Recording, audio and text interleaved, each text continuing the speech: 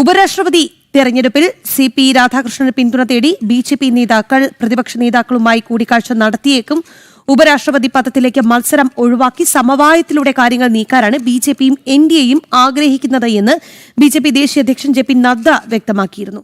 അതേസമയം പ്രതിപക്ഷ മുന്നണിയുടെ സ്ഥാനാർത്ഥിയെ സംബന്ധിച്ച് തീരുമാനിക്കാൻ മല്ലികാർജ്ജുൻ ഖാർഗെയുടെ നേതൃത്വത്തിൽ ഇന്ന് ഇന്ത്യ സഖ്യം യോഗം ചേരുന്നുണ്ട്. വിവരങ്ങളുമായി നന്ദഗോപനാണ് ചേരുന്നത്. നന്ദൻ, ഒരു സമവായ സ്ഥാനാർത്ഥി അല്ലെങ്കിൽ സമവായത്തിലൂടെ ഒരു ഉപരാഷ്ട്രപതിയെ എത്തിക്കുക, ഇതിനു വേണ്ടിയിട്ടുള്ള നീക്കങ്ങളാണ് ഇപ്പോൾ നടക്കുന്നത്. എങ്ങനെയാണ് കൂടുതൽ വിവരങ്ങൾ?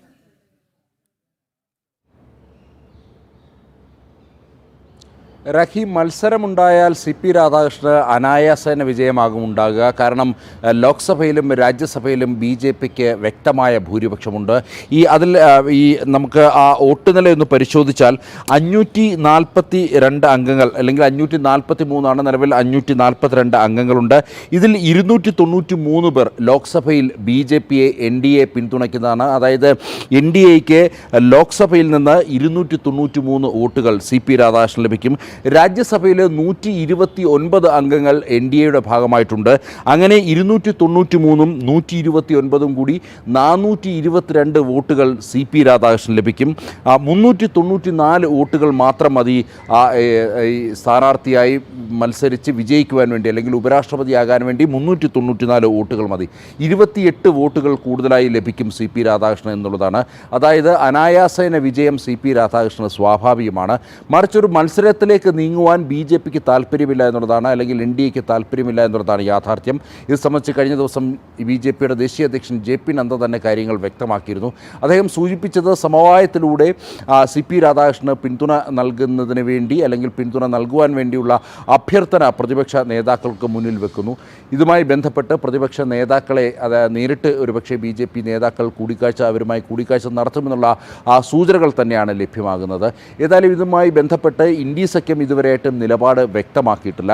ഇതിൽ ഏറ്റവും നിർണായകം തമിഴ്നാട്ടിൽ നിന്നുമുള്ള DMKയുടെ നിലപാടാണ്. DMK CP രാധാകൃഷ്ണന് പിന്തുണ നൽകുമോ ഇല്ലയോ എന്നുള്ളത് കാത്തിരുന്ന് കാണേണ്ടതാണ്. ഏതായാലും DMKയും നിലപാട് വ്യക്തമാക്കിയിട്ടില്ല.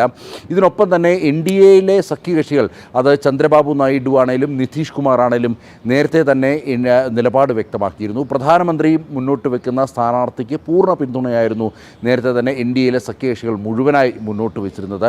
ഏതായാലും മത്സരം മത്സരം ഒഴിവാക്കാൻ BJP താല്പര്യപ്പെടുമ്പോൾ ശക്തമായൊരു മത്സരം കാഴ്ചവെക്കുവാൻ വേണ്ടി ഇന്ത്യ സഖ്യം തയ്യാറെടുക്കുന്നു എന്നുള്ള സൂചനകളാണ് ലഭ്യമാകുന്നത്. ഇന്നിപ്പോൾ മല്ലികാർജ്ജുന ഖാർഗെയുടെ നേതൃത്വത്തിൽ ഇതുമായി ബന്ധപ്പെട്ട ചർച്ചകൾക്കായി ഇന്ത്യ സഖ്യം യോഗം ചേരുന്നുണ്ട്. ആ യോഗത്തിൽ അല്ലെങ്കിൽ യോഗത്തിന് ശേഷം ഇന്ത്യ സഖ്യം അവരുടെ സ്ഥാനാർത്ഥിയെ പ്രഖ്യാപിച്ചേക്കും. തോറ്റാലും ശക്തമായൊരു മത്സരം കാഴ്ചവെക്കണം, അല്ലെങ്കിൽ അത്തരമൊരു ഭരണപക്ഷവുമായി കിടപിടിച്ചു നിൽക്കുന്നു എന്നുള്ളത് ജനങ്ങൾക്കുള്ളിലേക്ക്, അല്ലെങ്കിൽ ജനങ്ങളെ ധരിപ്പിക്കുവാൻ വേണ്ടി സ്ഥാനാർത്ഥിയെ നിർത്തി മത്സരിപ്പിക്കുവാനുള്ള നീക്കമായിരിക്കും ഒരുപക്ഷെ ഇന്ത്യ സഖ്യം നടത്തുക. ഏതായാലും ഇന്നിപ്പോൾ മല്ലികാർജ്ജുന ഖാർഗെയുടെ നേതൃത്വത്തിൽ ഇന്ത്യ സഖ്യ യോഗത്തിന് ശേഷം ഒരുപക്ഷെ ഇന്ത്യ സഖ്യം അവരുടെ ഉപരാഷ്ട്രപതി സ്ഥാനാർത്ഥിയെ പ്രഖ്യാപിക്കാനുള്ള സാധ്യത നിലനിൽക്കുന്നുണ്ട്. രാഖി. ശരി നന്ദൻ, തുടരുക. മറ്റൊരു വാർത്തയുടെ വിശദാംശങ്ങൾ കൂടി അറിയേണ്ടിയിരിക്കുന്നു. ഉപരാഷ്ട്രപതി തെരഞ്ഞെടുപ്പിൽ CP രാധാകൃഷ്ണന് പിന്തുണ തേടി BJP നേതാക്കൾ പ്രതിപക്ഷ നേതാക്കളുമായി ഇന്ന് കൂടിക്കാഴ്ച നടത്തിയേക്കും. ഉപരാഷ്ട്രപതി പദത്തിലേക്ക് മത്സരം ഒഴിവാക്കി സമവായത്തിലൂടെ കാര്യങ്ങൾ നീക്കാം എന്നൊരു രീതിയിലേക്കാണ് BJPയും NDAയും കാര്യങ്ങൾ ആഗ്രഹിക്കുന്നത്. ഇക്കാര്യം ദേശീയ അധ്യക്ഷൻ JP നദ്ദ കഴിഞ്ഞ ദിവസം പറഞ്ഞിരുന്നതുമാണ്. എന്നാൽ മത്സരം വേണം എന്നുള്ള രീതിയിലേക്കാണ് മല്ലികാർജ്ജുൻ ഖാർഗെ കാര്യങ്ങൾ നീക്കുന്നത്.